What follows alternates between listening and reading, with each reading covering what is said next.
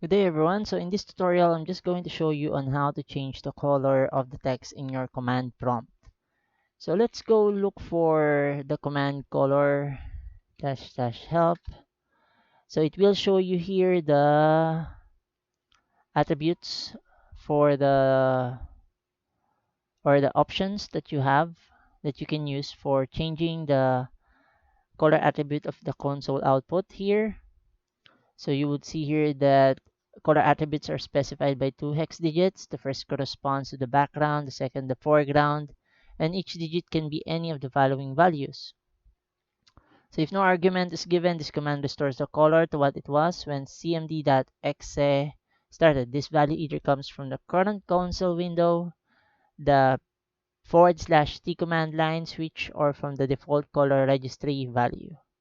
So let's go try changing it to the matrix color.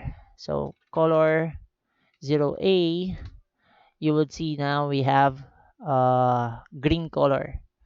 So if I go and change it to 01, we now have blue. Color 0A, we have light green. Color 0B. So now if we want to go and return back to the